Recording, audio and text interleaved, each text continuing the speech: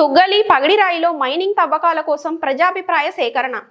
స్థానికులకే ఉద్యోగ అవకాశాలు కల్పించాలని రైతుల డిమాండ్.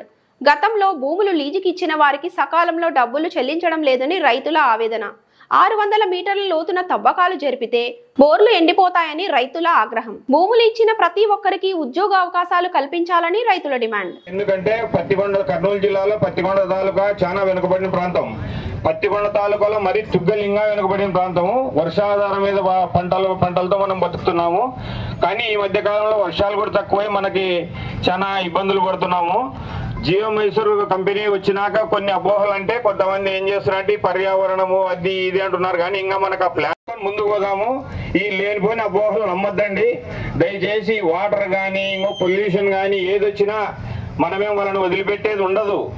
కానీ మీరంతా అపోహలు నమ్మొద్దండి దయచేసి. ఇవన్నీ మనం ముందుకు వాళ్ళకి సహకరిద్దాం. మనం చాలా వెనుకబడిన ప్రాంతం కాబట్టి మనకి ఇటువంటి కర్మాగారాలు పడితే చాలా మందికి ఉపయోగం కూడా ఉంటుంది. ప్రాజెక్ట్ ను వీలైనంత తొందరగా మీరు ముందుకు తీసుకెళ్తే మేము 100% సహకరిస్తాము.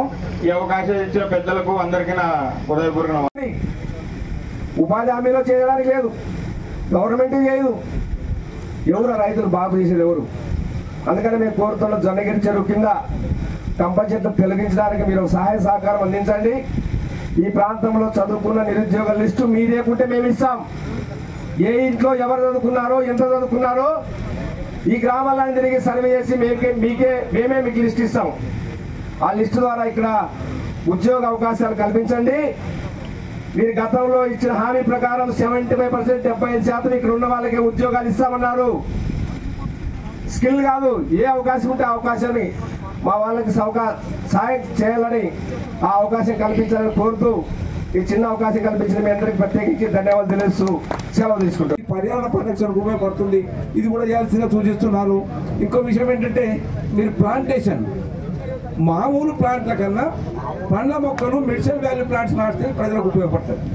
ఇది ఒకటి విషయం. ఇంకోటి మీరు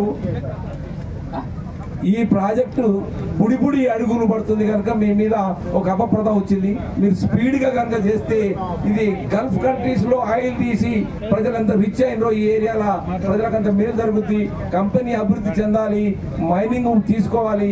మీరు అభివృద్ధి చెంది ప్రజల ఈ ప్రాంతాన్ని అభివృద్ధి చెందాల్సింది ఆకాంక్షిస్తూ ఒక పర్యావరణవేత్తగా మీకు అన్కండిషనల్గా పర్మిషన్కు ఎంఓసీకి రికమెండ్ చేస్తూ నాకు ఈ అవకాశం ఇచ్చిన ప్యానల్ కమిటీ వారికి ధన్యవాదాలు తెలియజేస్తున్నాను. పెట్టడం జరిగింది.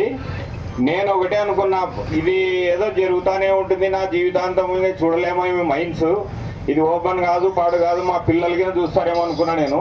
కానీ మన అదృష్టవశాత్తు అధికారులకి, వాతావరణ కాలుష్య అధికారికి, ఎంఆర్ఓ గారికి, వేదిక మీద ఉన్న ఇతరులకు, హాజరైన పెద్దలకు,